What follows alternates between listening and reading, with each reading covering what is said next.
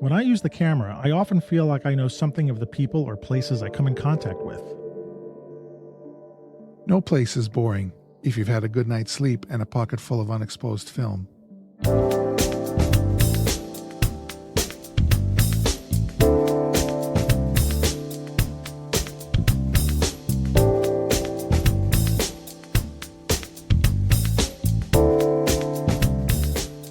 Hey, welcome to the Street Shots Photography Podcast. This is Antonio.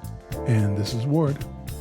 And this is episode 208 for the end of May 2024. And this is May. This is May is got the same amount of days as January, and May has gone by like that. I can't snap my finger. Really quick. Yeah. You can't. I'll snap it. Really quick. There you go. How's that? Better. Yeah. And I've heard all sorts of different weather things going on. We've had some crazy weather. Yeah, we got lots of rain, which that's okay. You need? Yeah. We need, absolutely, with the wildfire situation. Couldn't be happier there. Right. That's going to make a big difference, yes? A huge difference. Yes, it has. Okay. Yeah. Cool. Yep. Yeah, I'm assuming that the rain that we're having, we've had some wildfires, not as bad or as crazy as other places, but we get those like red flag notices now and then in certain places in New Jersey.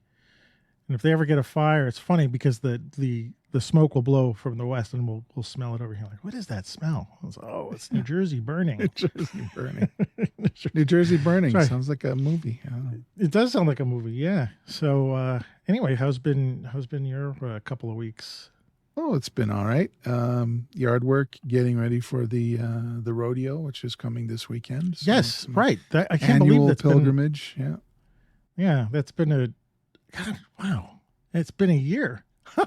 Yeah, every year. Is it always at the same time every year? It is. It's like always the last week in May or last weekend in May or the first weekend in June, something like that. Okay. So, And I'm assuming you're going to be photographing. I am going to be photographing, and I'll be photographing with some rented gear and maybe some new gear. And maybe I'll tell you about that next time. Next time. Okay. I think there's been an investment of gear that I might talk about. I see. All right. Well, we'll have a cliffhanger here in terms of the gear. Stay tuned. When the next time we record, will that be? Yeah. When will that be? You'll have come back. Yes. It'll be mid-June. Yeah. Yeah. Okay. Cool. Yeah. All right. Yeah. I look forward to it. I look forward to seeing the shots that you do from that. I use a few of your rodeo pictures. I think 2 or 3 in my slideshow in my street photography class. Cool. Oh, thank you. Yeah. Yeah, the first one is those 2 women with the cowboy hats on that we used in our zine, which I still have to. That's all right. Okay, now I just remembered. I just got to remembering. I got to do something. And I think of a photograph of some guy, like it's sort of like a half face, like you're shooting up at him, and he cropped in the face. And I don't know if he's got a cigarette or something like that.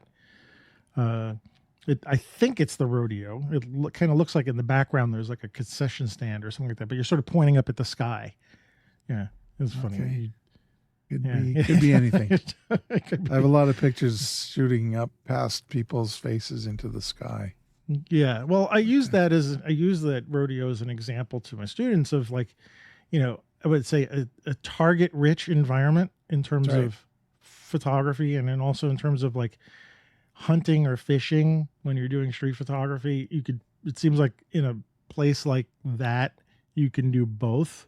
Yeah. You can stay in one spot and just let people flow past you, or you just walk through them and when you're doing action, right, it's 30 seconds between rides. So someone comes out in a rough stock event and he gets bucked off his horse. Okay, that's fine. Reset. There's another guy coming. Same thing. There's the opportunity. Well, you're talking about the action. I'm also talking about you walking through the walking through the through the arcade part. Yeah. Lots of different things going on. Yeah. All right. Well, share that with us next time. I'm going to be curious. I'm so curious at the equipment. I'll leave it as a cliffhanger because Okay. sort of a clickbait. If anybody wants to know for next time, I'm sure all the like 16 people are listening to us. They'll Yeah. be hanging on a few. I can't wait to hear what he's getting. Yeah. No. Oh no, sorry. Oh, I'm already getting punchy here. All right. All right. Cool. All right. Yeah. Well, that's So no, cool. this is the Hand Hills Stampede. This is not the Calgary Stampede. This is the little small town rodeo that the book came from. That's what this is. Sorry. Okie doke. All right. Okey-doke. Yeah. No, I've obviously gotten them both confused. That's in July. The big one, the big Calgary Stampede with the big Midway pictures and the. Sorry, man. I was thinking, what were you talking about there? No, this is the Hand Hills Lake Stampede. It's the one where Mark and I shot the book from. Yes. Okay. Small town rodeo. All right. I'm sorry. I'm not up on my rodeos here. And stampedes. Oh, yeah. Okay. Well, either way, I still look forward to it because I like your book, of course, but you didn't sign when you were here. Oh, next time. Okay. Yeah. Next time. I'm looking for it. I think, where is it? Oh, it's right there. Okay. It's on my shelf there. I didn't bring it to a class. I was in the camera store last week and I saw it's right up against the Martin Parr book, which is great. Oh, it's rubbing elbows with Martin Parr. Absolutely. Yeah. Yeah. It's nice. All right. Okay, cool. What else? Oh, well, so I'll share what I've done in the past couple of weeks. I think I mentioned the last show that I had a couple of classes at the Brooklyn Public Library. That's right. And one was a street photography class, which is just sort of my usual street photography class. Mm-hmm. And I did something a little bit different in the end of the group, which was more of an experiment. Coming from my best friend Gino, because he runs classes, and I was trying to come up with something a little bit different for the class, just a little bit, not too crazy. And he had some idea about getting the students to pair up and talk to each other about something. Well, he gave me some ideas, but it was not actually related to the street photography class. It was actually related to the other class I'll mention. But during the street photography class, usually what I do is I send them all out to go take pictures. Mm-hmm. It's not a photo walk. And I think people say, well, why aren't we all walking together in photo? Because I said, if we walk together, two things happen. One, everybody's asking me about how to use their camera, which doesn't help. Right. Two, everybody takes the same picture of the same fire hydrant and the same dog and the same bicyclist and stuff like that. And right. I don't want that. I said, I want you all to go out and find your own things and then come back and then share your experiences, because that's kind of how I think everybody learns. I think a lot of people are surprised by it, but when they come back, they're sort of excited about that. And usually what I do is I'll grab someone's card. I'll say, who wants to show their pictures? And I'll pop the card in my computer and we'll look at stuff sort of raw and stuff, mm-hmm. which is kind of interesting because I think that the students learn from each other. But anyway, instead of doing that this time, because I was in the library, I decided to have them pair up and like show each other their pictures from their cameras, or whatever they shot with, which makes it logistically a little bit easier. And then have them talk to each other about the challenges that they had. And these people paired up and they went right at it. And then when I finished, I stopped them all and I said, okay, so share your experiences out loud mm-hmm. to everybody else. And so instead of showing the pictures on the screen, everybody was looking at each other's stuff. Oh, so it wasn't like having to bury your soul up on the screen. It's just with that one person, and then they just talk that one about person. It. Yeah. Okay. Yeah. And I'm going to incorporate that into my next street photography classes. So, I thought that was really good. I might increase that idea with pairing up people to get them to interact with each other a little bit, so they're not always just staring at me. So I'll have to think about that. So that was great. That was fantastic. So Gino gets all the credit for that. Cool. And now I'm going to run with that. And then the next class I had was the photojournaling class, which was the first time I've ever done that. I sort of made that up from scratch. And, I gave myself an A-, B+, more on an A- side. 8 people showed up, and that was great. I was kind of prepared for more, but in terms of just turnout for the first class of ever, it was 8 people. And, it's interesting after you make a presentation and then you show it, there's the theory and then there's reality and like how those two connect. But what I did was I printed out a ton of little photographs. Actually, I don't even know where they are. Oh, I thought I had the page here with QR codes on them. And it was like famous pictures, a couple of my pictures, or one of my pictures, but some obscure pictures, like a Stephen Shore picture and a Martin Parr picture and a Mary Ellen Mark picture. And I printed those out and cut them up and put them on the table and let them all pick from those to start writing into these photo journals, which I gave everybody swag. Everybody got a journal with a photo journaling sticker on it and a disposable fountain pen, which was really cool. Yeah. Fancy. So the class got a thumbs up from everybody, or at least the people I think everybody who was talking to me really liked it.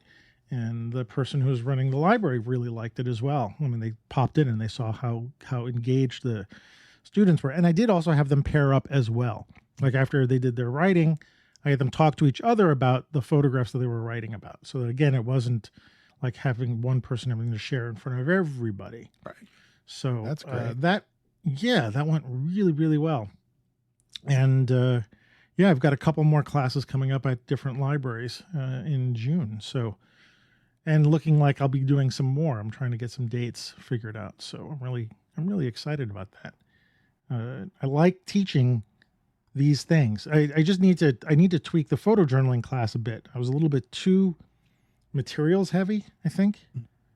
And I just need to tweak it a little bit more content heavy. So that's, not being overly critical, but, I'm giving myself some feedback. Well, those are your first time, so. Yeah, it's the first time. And again, when the rubber hits the road, you see what happens and like how how does the class work in 2 hours, and actually have to shorten it a little bit and stuff. And so, yeah, and I'll give it a thumbs up, and the library liked it. So they're my client. And so I'm really happy that they liked it. So anyway, keep an eye out on this spot for more classes for those of you who are in Brooklyn or in New York, want to come and see the classes. And then I'm going to be doing the zine class again on the 22nd. So I'm going to tweak that a little bit, but that was one where I got the students involved with each other, to set up zines and take prints and kind of lay them out and stuff like that. So all good, man. Oh, it's all good, man. It's all good, man. But what else? I don't know. Well, let's get into it. There's a few things to chat about. Yeah. But the first thing was something that you I'm losing my words. I discovered today when I was what we're talking about, that discovered today. Yes, you discovered today, and I thought I'd share with you, and I think we should share with everybody. I was watching. Martin Parr has a channel on YouTube called Sofa Sessions, and Martin Parr is quite a famous British photographer. And he brings in people from all around the world to sit on his sofa in his library at his foundation. And they talk about whatever that particular photographer is interested in. It could be Bruce Gilden. It could be Chris Killip, who was a photographer, another English photographer, actually just passed away very recently. And there's always a fascinating discussion. On this particular video, he was talking with Craig Atkinson, who founded Cafe Royal Books. He started it out as doing art of his own, and it became a photo zine. And they produce hundreds and hundreds, they have over the years, hundreds of these 32-page zines. And they publish a new one every week. And they're large. It's weekly? What's that? Weekly. It's weekly? It's weekly. Oh, I didn't know that. And whoa. I think Atkinson said they had 1,100 of them. So, oh no. Yes. Okay. So I say oh no because all right, yeah, there goes the money. there. So they're these small zines.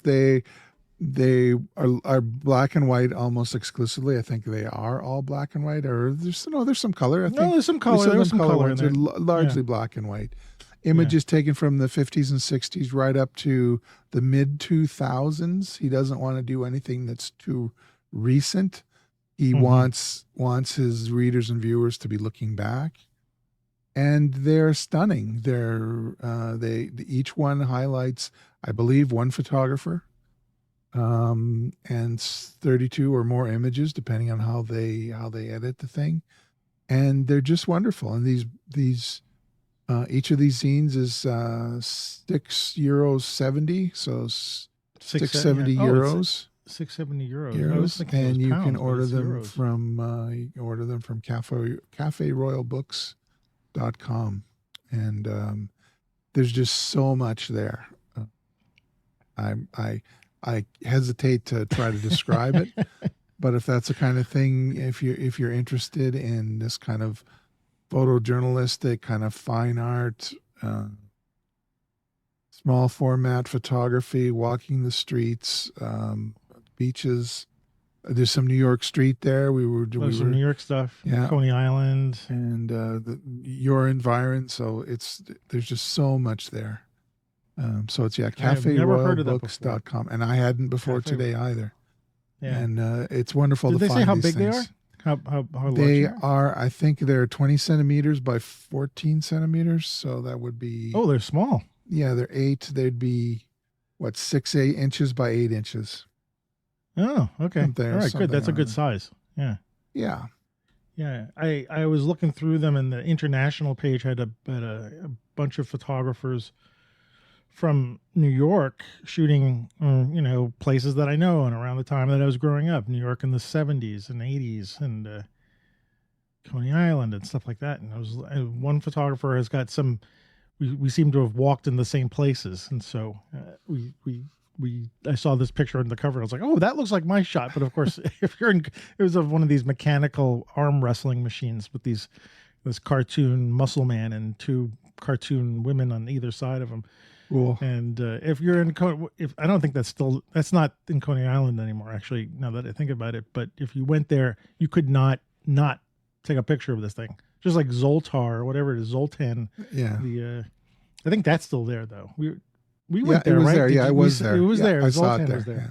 Maybe was the muscle guy there when you were here? No, I know the muscle guy from the arcade on the pier in San Francisco, though. There's one there. Okay. Oh, the same muscle guy? Yeah. Yeah. Yeah. Yeah. All right. Well, I'll put a link to this place in the show notes, and at that price, you couldn't go wrong. Even if you bought like half a dozen of them, you're still coming out ahead. I just picked 3: one from England, one from Wales, and one from New York City, just to see what they look like. And I might. You can subscribe, and that was a subscription thing. Oh, okay. No, that's interesting. I think it's €320 for a year, something like that. Oof. Okay. Well, that's a bit. Well, yeah, you'd have to be really. Well, I know, but that's 52 if they're doing a weekly. 40, 50 issues. That's a lot. It is. But I like kind of picking and choosing rather than. And I think that's the fun of it. I think is like, and the front cover seems they seem to pick pretty compelling images for the cover.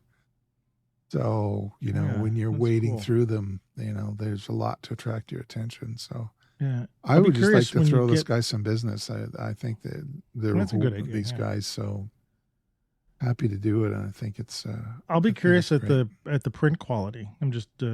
I'll let you know. I've got some on the way. So. Yeah, I mean, not to be, and I wouldn't be picky, for a price like this. Any print quality is probably gonna be pretty good. It'll be what it is.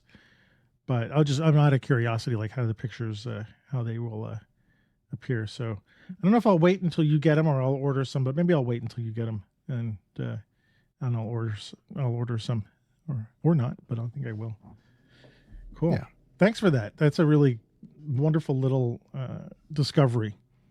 And especially Martin Parr's sofa things. I actually think I've seen one of his videos, but I didn't really subscribe to it. I thought someone was talking to him, but I didn't realize it was him talking to other people. Talking to the visitors to his foundation. Yeah. Yeah. Are they, is it current? Is it something that he's doing now? Yeah, I Or think in were the these, recent, yeah. the latest one was a couple of weeks ago, I want to say. Oh, okay. All right. Okay. Yeah, I'll I check mean, it out. it's, he travels and stuff, so it stops, but, and then Yeah. it picks up again. I'm happy Yeah. to All just right. stay subscribed, and when there's a new one, I'll pick it up. Okay. I'll check that out too. So speaking of YouTube, Yes. well, yeah. So I'll play this out a little bit. So I was watching a review.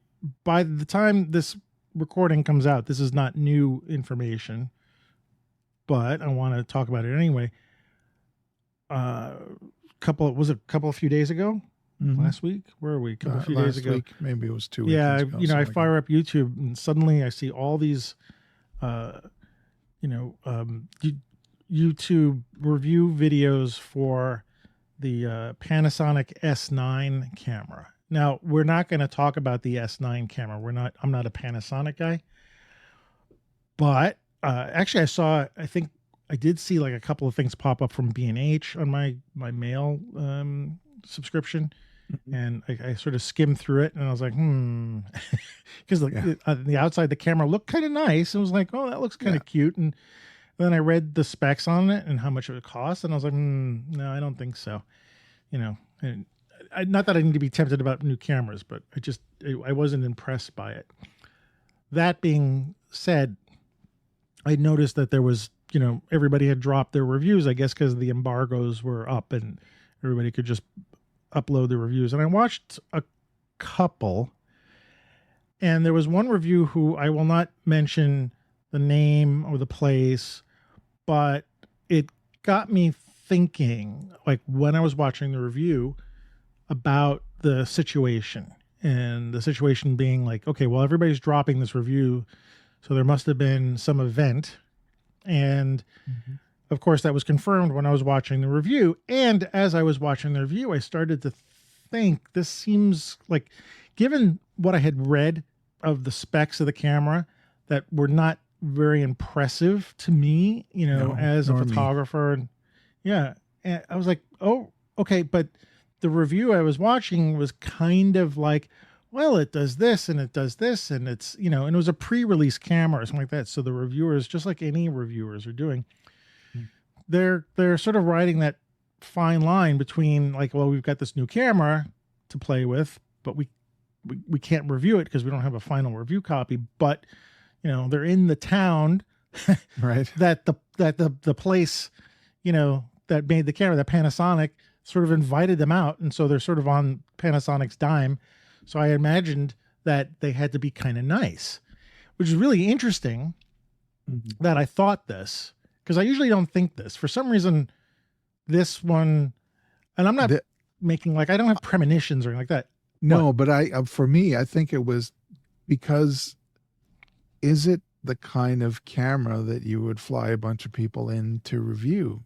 And I think you and I just kind of subconsciously thought, why put all the effort in for this particular camera? That's part of it. Yeah.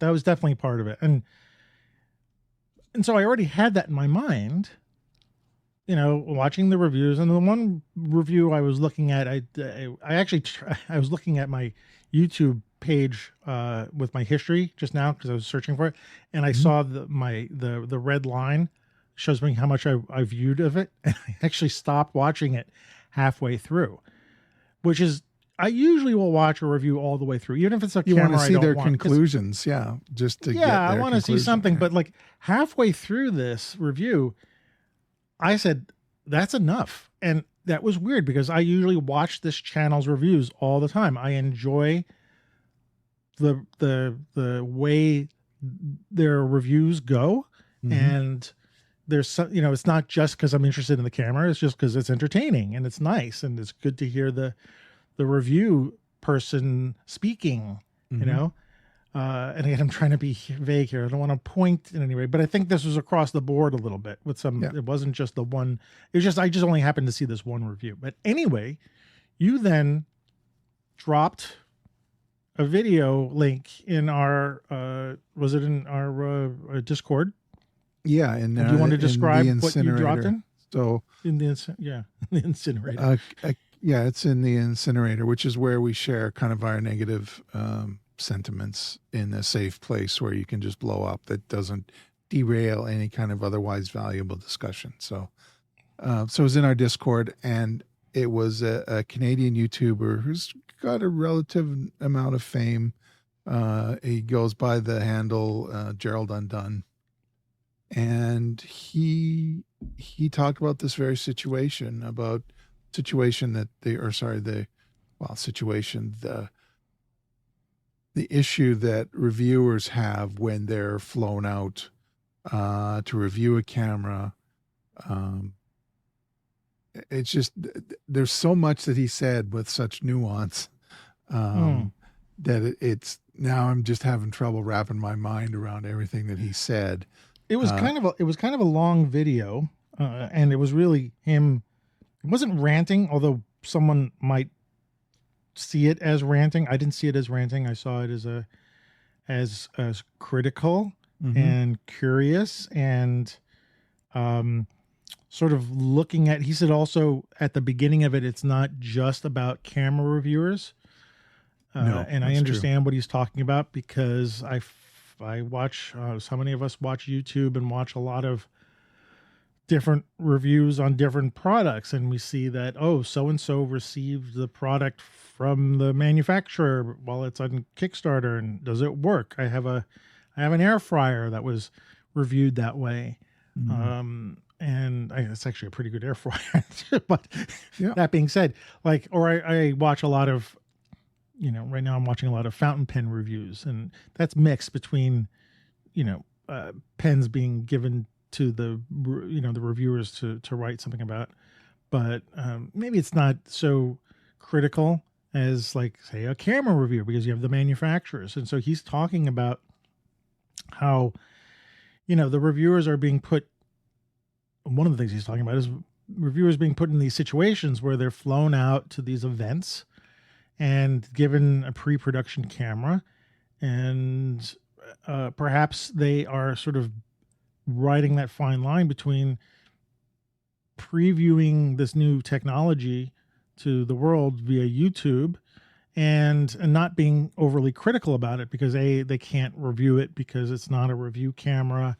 But the manufacturers are going to sort of look over their shoulders and say, well, why do you not like this camera?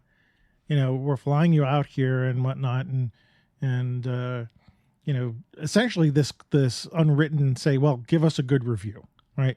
Right. Or at least say good things about the camera, until you get a production model in your hands. Well, in Gerald's situation too, he was basically told point blank from the marketing people that he was not being invited to go to the event because they didn't think he would like the camera.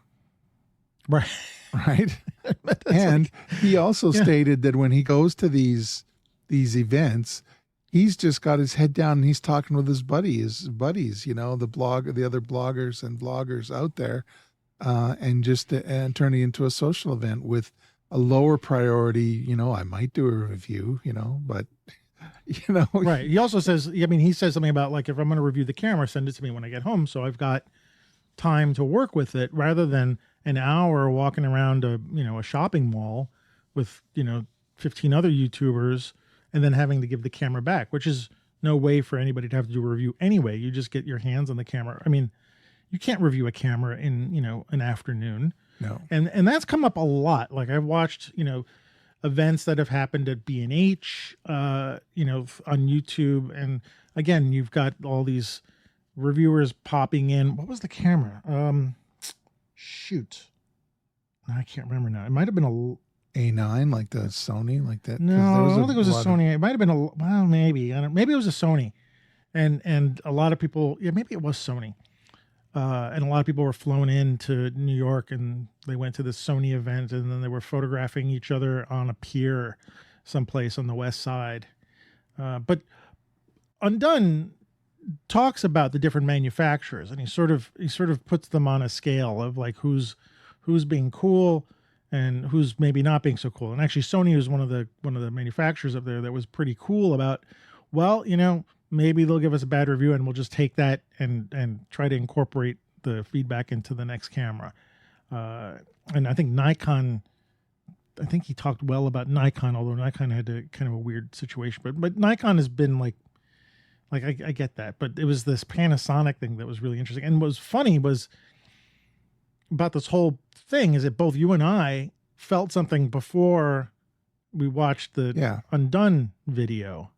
And I'm curious if anybody else had that experience, especially with this. I mean, this might have just, this review thing might have like jumped the shark in a way. Like everybody's sort of noticing it. Yeah, it was just not that compelling a product.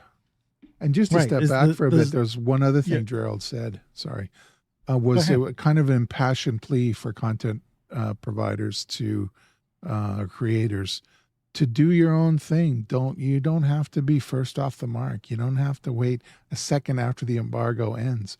Take your time. Do the review you want to do. If it's a camera you're not interested in, then don't review it. And it was really like, be you. Work within your own creativity and authenticity to create your content, because that's how you get your audience, not by being the first to race, Yeah. You see that a lot in YouTube with oh, hello. Someone wants to say hi. with some of these creators, quote unquote, dropping off of YouTube and making less videos because YouTube has sort of driven them in a way to start creating video in a way that they didn't get involved in YouTube to begin with. And so talking about Gerald is talking about being yourself, and that's kind of like what everybody wants to do, is like be themselves, except that they start chasing this, I don't know how you say this. They're chasing something, and and they're never catching up to it because the goalposts are being changed by YouTube, and every time they change the algorithm, and these YouTubers who are making money this way have to figure out ways to sort of stay ahead. I mean, at this point, it's a job for them. So yeah, be yourself. I mean, it's kind of how I think about this podcast in a way. Is like we could be some other kind of podcast. Or when I hear one of our listeners, tell somebody about our show and say it's great because these two guys are just talking like they're talking to each other, that is the kind of thing that I like, and I agree with that. It's like, be who you are, not try to be somebody else. And it's kind of sad to watch. Well, I don't want to judge it too much. It's difficult to watch people who I respect and listen to, and see it so obvious that they're, following this trend of, being sort of megaphones for manufacturers, and they have to do that because that's the way they generate their money. So I would say it's if you watch a lot of YouTube and you watch a lot of reviews of anything, I would say it's worth watching the Gerald Undone's video, because it just sort of, I think he sort of puts a flag in about the current state of YouTube, and maybe a lot of other things. Maybe even you can maybe extend this out to like influencers on Instagram or anything like that. Like, it makes you really think about where these things are headed, and at what point does it, will it change? And it can only change if people who are the creators, sort of take a stand and either be themselves, or they can be, I don't want to say shills for things, but feel pressure to have to blow the trumpet for the manufacturer. Just feel the pressure. Yeah, even if it's not explicit, it's usually implied with, well, we're giving you this, $10,000 camera, and you get to keep it for, a couple of months. Therefore, say good things about us. And that's a bunch of horse crap. Sorry to say that. It does mean that it also muddies the water, right? So now, am I going to pay attention to these reviewers that I'm watching, the ones who I'm not quite certain about? how am I going to believe them now?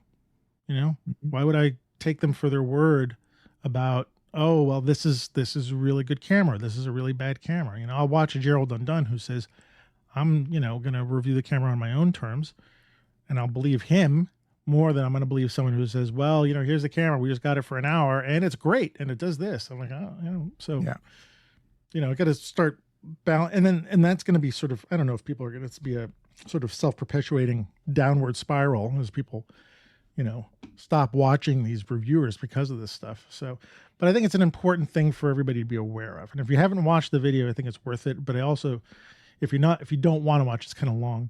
If you don't want to watch it, just be, you know, aware of this thing now, you know, and you probably are aware of it. I think we all sort of know it, but just seek out some of the, what is it? The S9, seek out some of those, seek out some of those reviewers, the Panasonic. Yeah.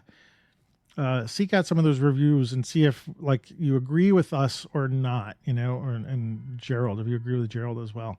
I'd be curious to hear from our listeners to what they think about this situation too. So, yeah. And you know, again, it's, you know, photography is about gear. I mean, I watch these things all the time. I want to get a hint on, oh, you know, is that new lens something that's worth, you know, me looking at and stuff like that. So yeah. And thanks for sending me that video too. No problem. It's very thought provoking. And, like you said, it's a kind of a gauge to the state of this type of content with gear reviews. So yeah. And you know, our time is valuable these days. And so it's nice to be able to spend our time wisely watching these things. You know, if we're going to, they can be kind of a rabbit hole, I've noticed. Yeah. Fall asleep in front of TV watching YouTube. If you ever have insomnia, just put on YouTube. It's like late at night.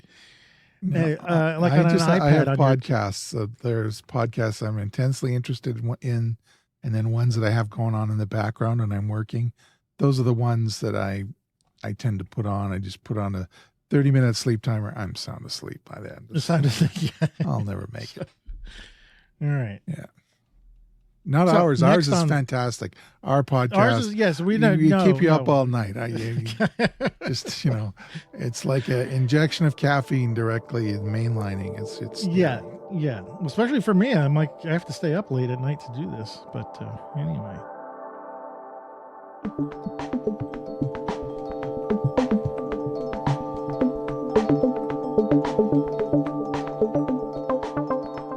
So what's next? Is it our main subject now? Is that what we're talking? Main subject. We spent half the show talking about other stuff. Yeah. Okay. We'll just zoom through this. We'll go into double speed. We're always trying to find something new and interesting to talk about. So let's see where this goes. But so there's this. I'm hyping it up too much. There's this movement. Do you want to call it a movement or a property of photography? I don't know. Maybe it's a property. I think maybe we were talking, but this one time there was a movement. I don't know if it was a photography. Oh, I think it's it's in psychology, which I am not, and I don't think you are. We're neither of us are psychology majors. No. But what we're talking about tonight is a psychogeography. What is psychogeography? Well, how did we come up with psychogeography? And we just looked it up, and the internet said, "Hey, talk about psychogeography." So we'll just get the definition. We'll get that out of the way. Psychogeography is about understanding how different places make us feel and behave. It's figuring out why a spooky house might give you chills or why a sunny park makes you happy. So, how place makes you feel, basically. Right. And that's not related necessarily to photography. That's just psychogeography unto itself. Right.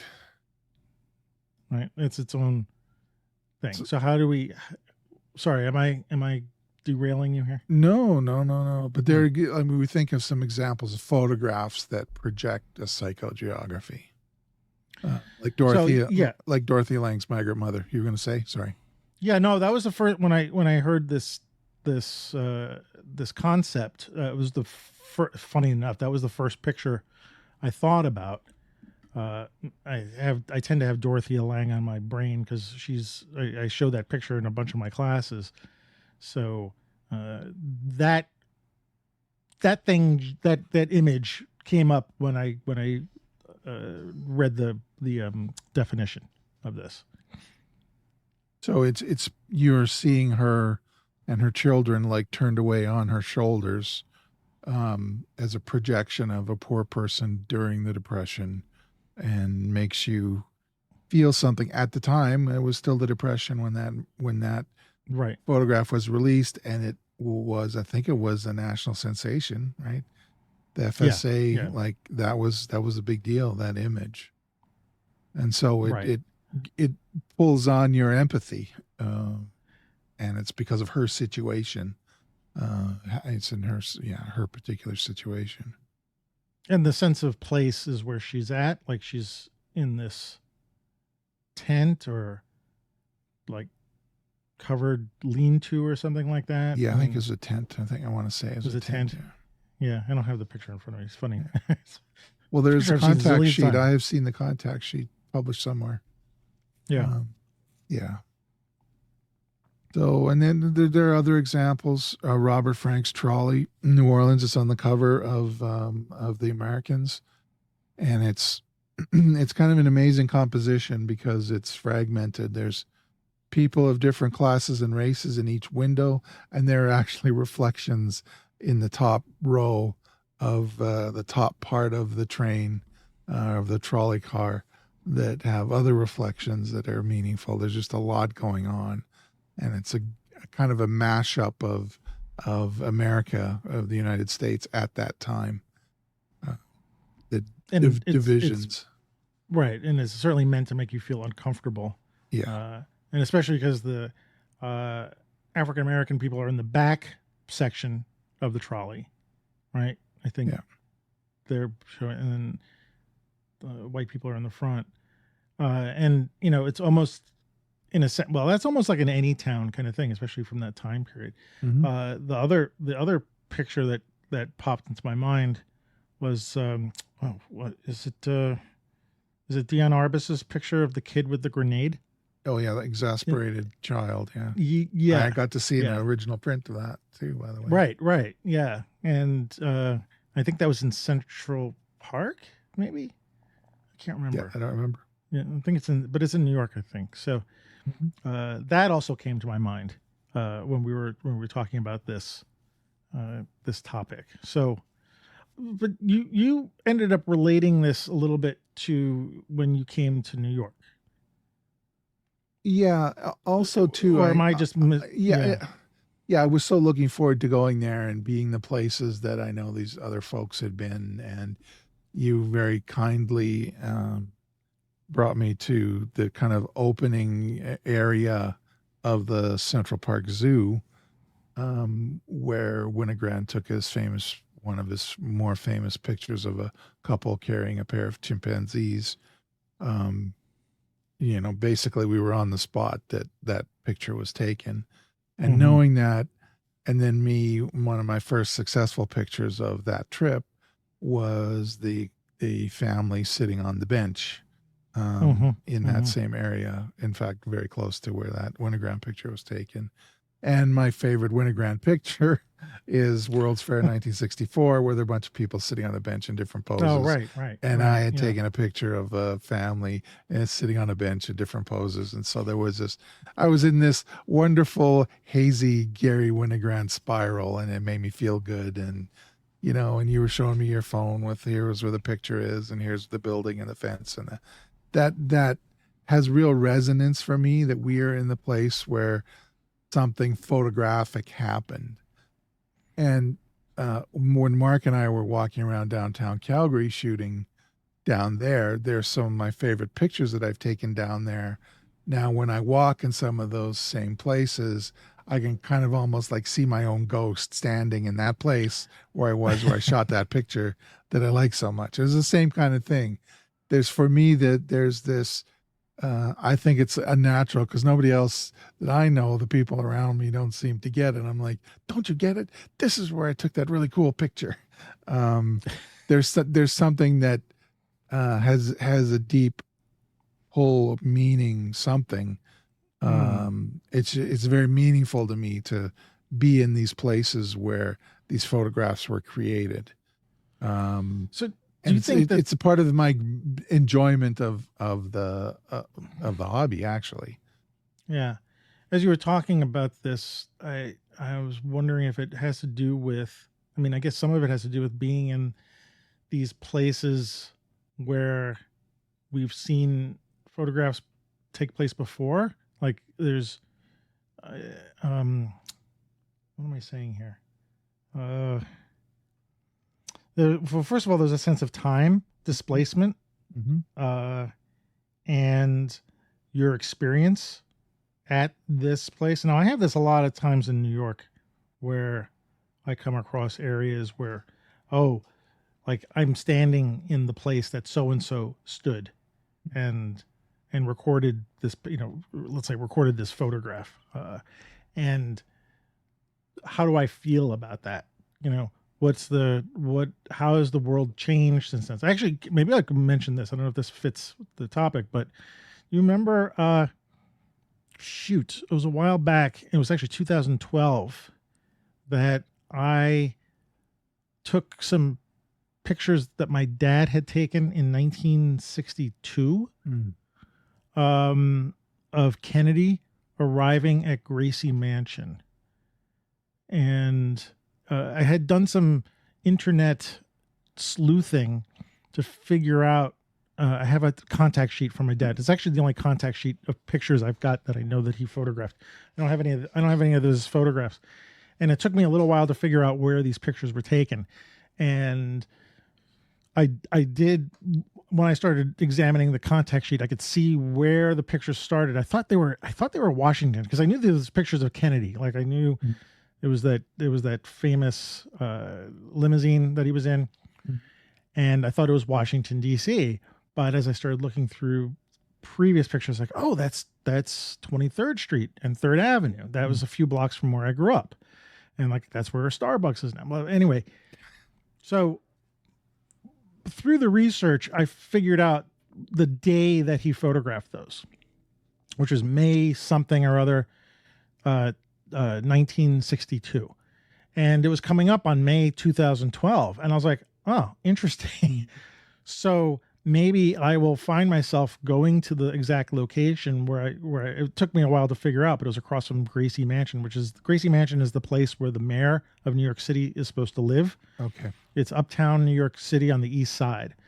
And once I did a little, Google map search of this place, I was like, oh, and I matched it with a contact sheet. Like, that's it. And so I went to that spot and stood there, and I actually figured out the time that Kennedy had arrived. He had come off the FDR, which is the highway around the city. He came from the airport, and he took an exit there and went into Gracie Mansion. And there's records of the timing of when he came in. And so I stood there at that time, and I did one of those things with like holding, I printed out my dad's pictures. Right. I enlarged them from the contact sheet, and I held them out, and I took shots of the Stephen Shore trick. Yeah. Yeah. And, I sort of matched it a little bit in terms of the perspective. Cool. And, I was standing there thinking, like, I was leading up to this date, and I was thinking, like, am I going to feel something as this period of time passes, right? From the, the hour or two that I was going to stand there and take pictures. And I had no connection with the location. It's uptown New York, and so I don't go up there that much. And so the place itself had no meaning to me. The pictures themselves of my dad's were kind of cool. Like, whoa, you got pictures of Kennedy entering and leaving Gracie Mansion. But other than that, I was like, I had like nothing happened. And I thought of something, like I was going to be in this space, it was 50 years to the day that this picture was taken. The lighting was actually quite the same to the hour. Yeah. The lighting was kind of the same too. And I was like, and I was doing that thing with the picture, and I was like, you know what? There was nothing special about that. Mm-hmm.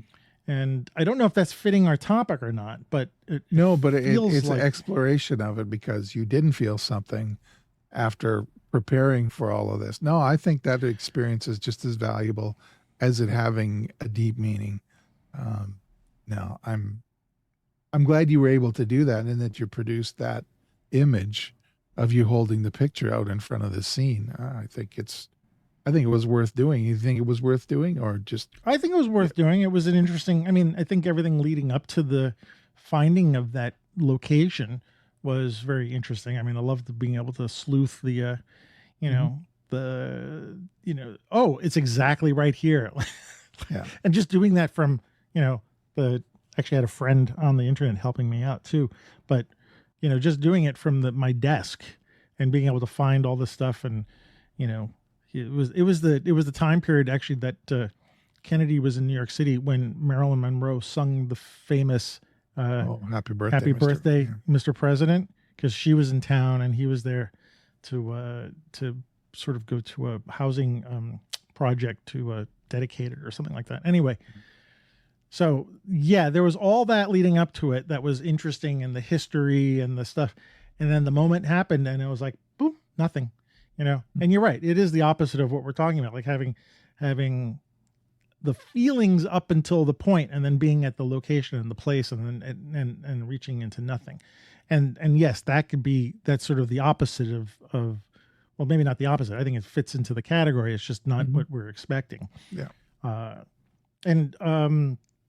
Tell me about the New York experience. Sorry, more. I think I went off. I might have interrupted you or something, but I don't know if I did. Well, no, I really loved being there. I couldn't wait to get up in the morning. Well, except for that morning I slept in, which maybe I needed that a couple of hours, but just getting up and seeing scenes that I might have seen in photographs before. Like my earliest photo books had street photography of New York City, of Manhattan. Sorry, but when you were just talking about this, I thought about Washington Square Park, because we spent some time there. And we remember the guy who I talked to, and Gary, the free listener, the free listener, and then we saw Alec Baldwin walk by and stuff like that. But that park, see, that's interesting. Okay, now that there's movies there, like movie shot there, like. I was on a When Harry Met Sally kick there that week too, and there was one of the opening scenes when the female character, the Meg Ryan character, drops off Billy Crystal in front of the archway at Washington Square Park. You're the only person I knew in New York. That happened at that place, right? Okay, that had some meaning. Now too. Let's use your trip a little bit to sort of parse this idea of the psychogeography a little bit, because now I'm remembering when you came and we did this long walk from downtown to uptown that one day. One day we took this incredibly long walk. Yeah. And I was pointing out all the places that were meaningful to me growing up. Right. And I know you were like, shut up. Shut the front door. I want to take pictures. Yes. But that's an issue I have with. No, that's fine. And I never took it personally, but let me, because we were just talking about Washington Square Park now. And as we were there was so much that happened to me growing up in that park. There was a bunch of things that happened. In fact, somewhere in my archive from stuff that was from my mom's house was pictures that her then boyfriend was taking of her holding up a pad of paper that had f-stops and shutter speeds on it, and I think film. But when I had seen those pictures as a kid, I had no idea what those meant, right? And now if I go find these prints, now it's just her. She's holding up a pad of paper, sort of just like in front of her face with, F1, F2.8, such and such.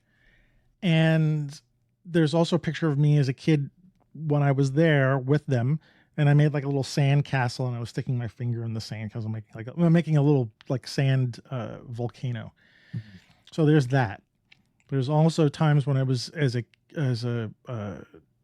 high schooler going there to listen to all the comedians that would work the streets or work the park there. So there's that. So all along this route that we took, I think I even mentioned this too, that like we were going ahead in my time period. Like, you know, here's where I was as a kid, and here's where I was like, you know, junior high school, and here's where I was. Here's where I, you know, was at the Image Bank, and blah blah blah. Right. And I think each step along the way, like each of these little landmark places, brought up some kind of feeling about it. Now, I didn't take pictures at the time. I think I was too into like trying to tell you about it, and you were like, "Be quiet! I want to take pictures. I don't care about." I'm not saying that, but you know what I mean. Like, Yeah. that wasn't why you were there, and it was really interesting to think about this sort of time travel as we were walking, and how did I feel about the places.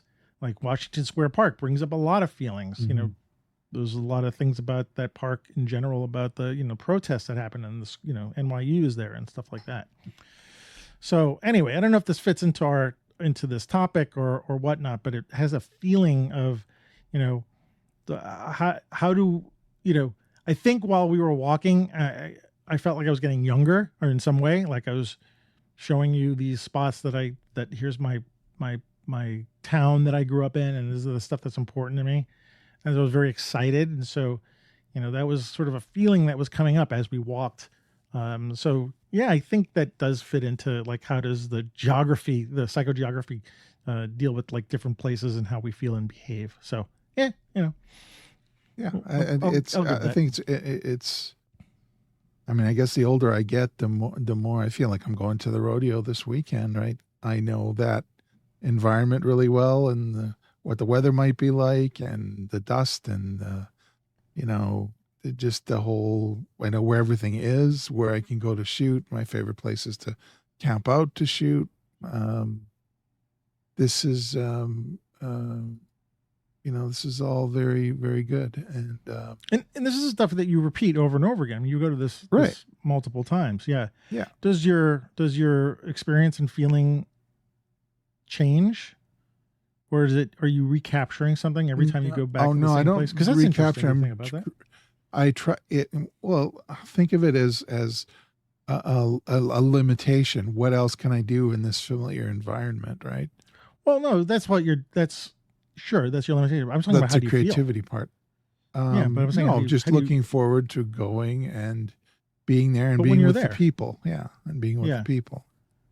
I'm saying, is it similar every time that you're there? Like it is. Yeah, it is. It is a similar experience, similar feelings. Yeah, that you have.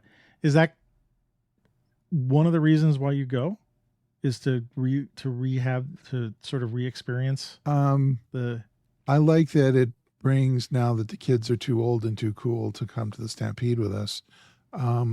It's good for my wife and I to be together in a social situation, which we aren't. You know, we're both working. We kind of crash on the weekends. We do. You know, it's just it's to get out of the house and see her interact with my extended family, right?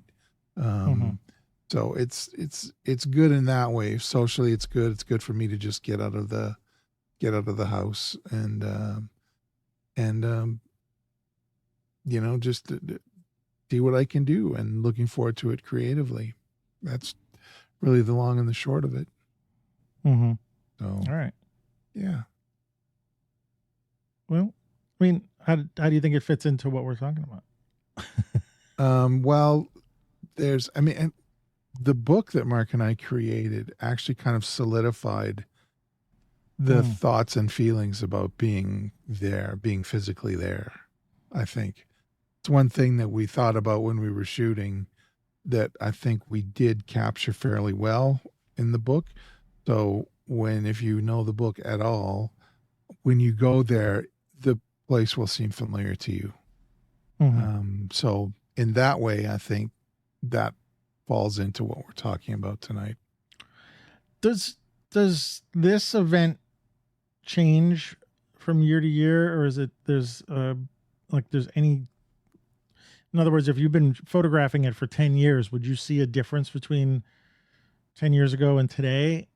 Forgetting like maybe the people's style and stuff like that, but in terms of like, has anything dramatically changed? No, not really. In fact, at the forward No. of the book, we say that, only the modern vehicles that are in the pictures, and there's a picture of a young woman holding a smartphone, holding an iPhone.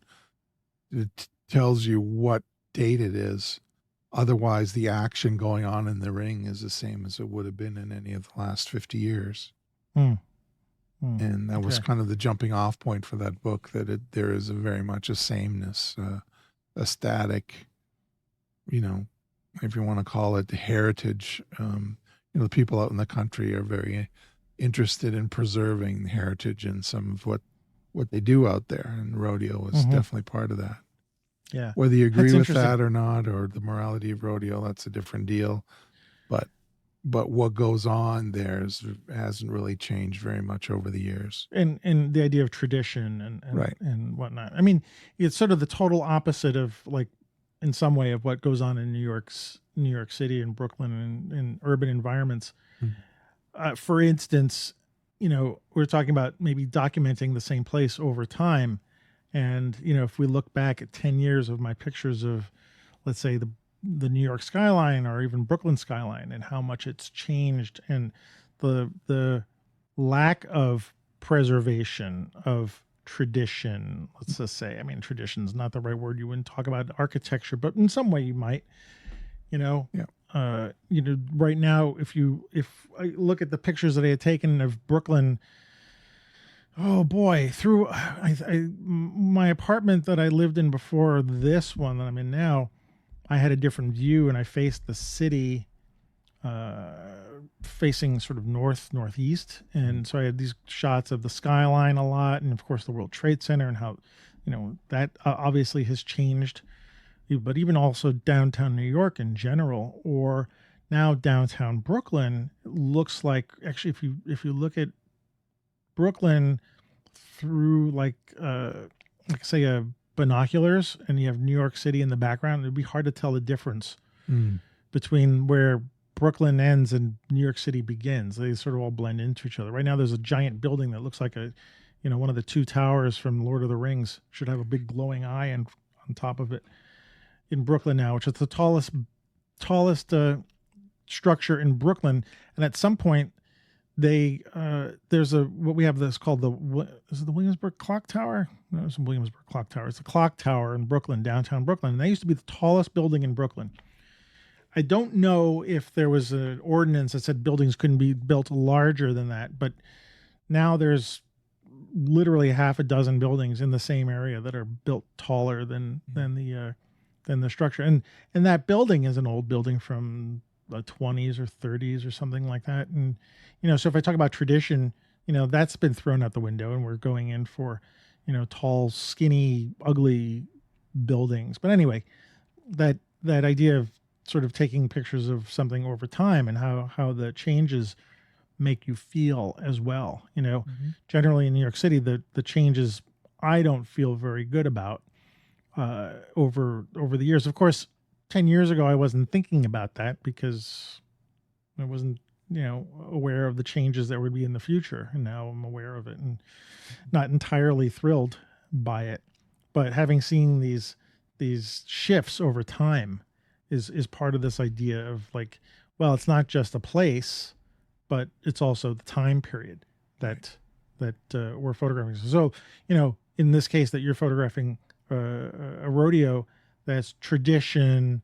It's probably not going to change over time that much. The people will change somewhat. Younger people will come in and do things, but the overall is not going to change. Whereas, like, trying to photograph pictures like Bernice Abbott in New York City, it's almost impossible to do now, because a lot of the structures, not all of it, but a lot of them are no longer there.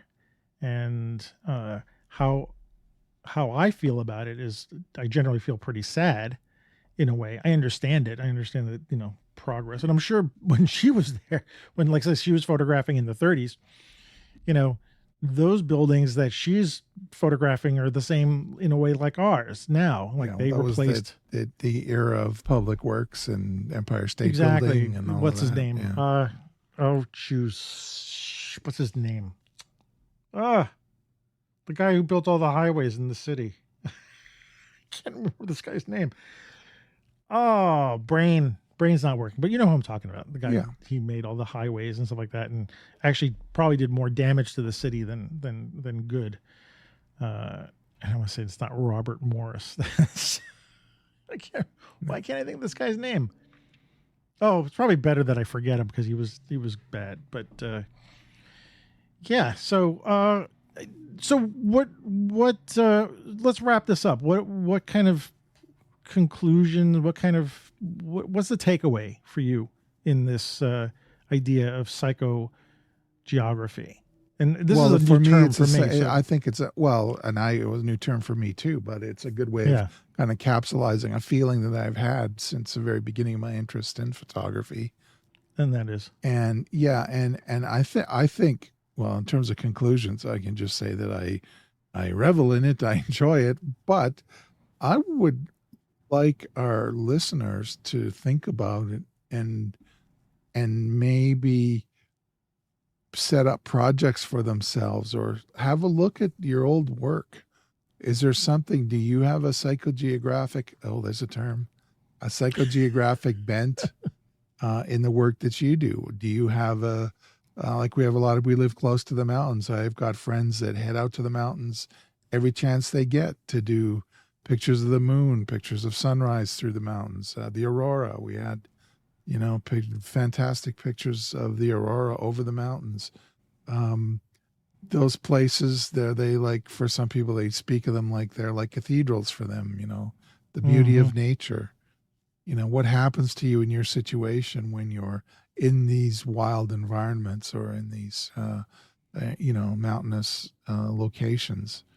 Or you're in your home, you like to take pictures in your home or your neighborhood or your street. How would you, yeah, sorry, but to add to that, how would you sort of record that? Is that something that you would sort of like just think about while you're photographing or absolutely or write about? I mean, or I guess you could do that as well. Whatever method works for you. I mean, yeah. For me, it would be,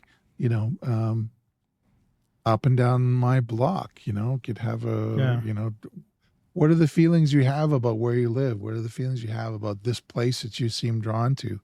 What if you pointed your camera in that place? What are the things you can photograph that have meaning for you, that will evoke some kind of emotion? Yeah.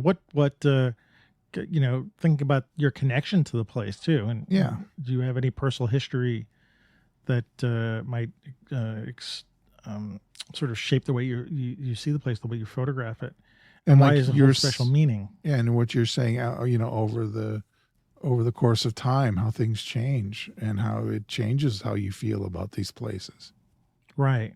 Yeah. Because we, and I realized I was doing that with my 11218 project, in my neighborhood, and including older photographs or even pictures that I was creating, within the short time period, and how much things have changed.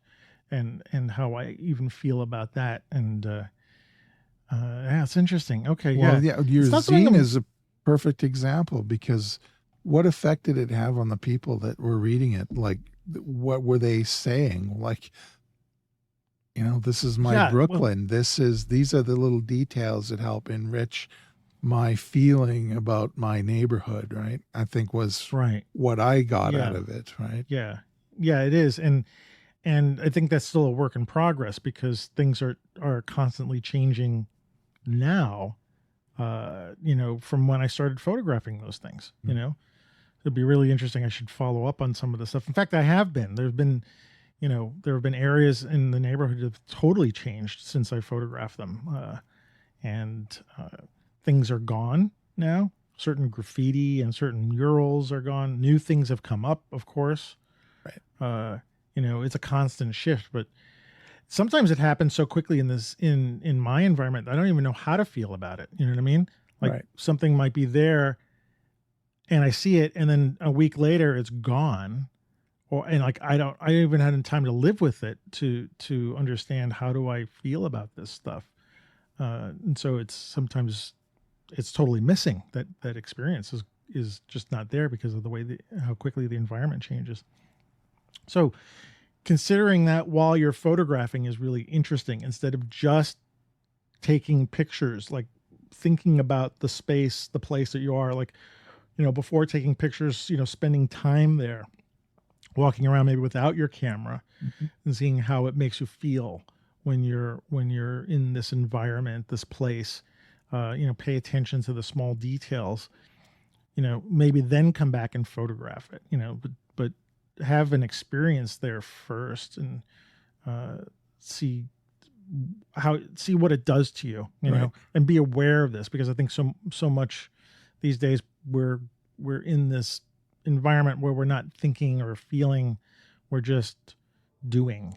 Right. We're just taking pictures, we're posting them up on social media until the next thing, and we're skipping over this whole experience of how do we feel in a location, and what does it do for us. So I mean, it's kind of what I've said a lot, is like slowing down. Photography is not a race. We need to slow down. You were talking about going back into your own archive, also wonderful to do, to see how things shifted over time, especially if you've been photographing for a while. Doing that, and also just looking at your work. Doesn't have to be your way back in your catalog, but even your current work.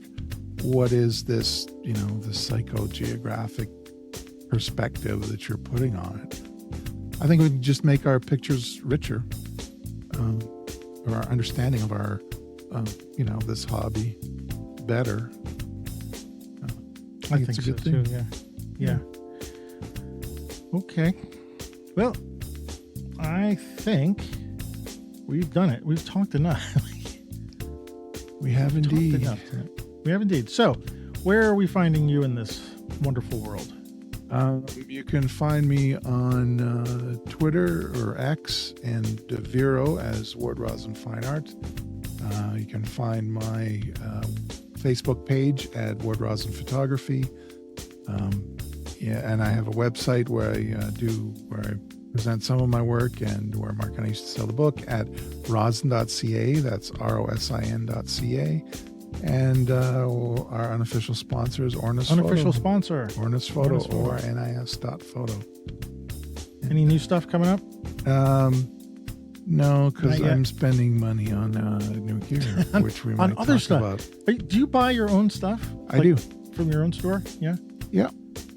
No, I keep it up, cool. And I'm doing what I'm supposed to be doing. I'm on the up and up. So. All right, cool. It's all good. And what about you, Antonio? Where can we find you? All right. Vero, Twitter, Flickr, Twitter. Sorry. I keep saying this. I got to change my little thing here. Vero and Flickr at AM Rosario. Instagram. I haven't been posting a lot there, but you can look at AM Rosario Photo. My website is amrosario.com. If you want to join us at, let's see, on our website is streetshots.photography. Granted, I have not updated that site in a while, but I just put it up there. And you could subscribe to our Substack newsletter, which I'm pretty excited that we've got a whole bunch of new subscribers lately, at streetshots.substack.com. And it would be great if you could leave us a voicemail. If you want to drop a comment to us or a question, we've had a few people do that. That's really cool. At speakpipe.com/streetshots. It'd be great to hear from you, especially some of the stuff we were talking about today. And if you want to support the show, you could buy me a coffee at buymeacoffee.com/Antonio Rosario. I don't have the thing set up for the website, I mean for our name yet, but I have it under my name. But since I host the show, that you could support me, which helps me support the show and stuff like that. Therefore, then what he said. What I said, yes. And all right. Well, gosh, we spoke for a good amount of time. I'm really happy about this. So I hope it's well, anyway, I'm gonna stop talking now. I want to say good night to my friend. Thank you for joining me tonight. As always, a pleasure. Yeah, and to everybody else, we will see you in a couple of weeks. So have a good night, everybody. Good night.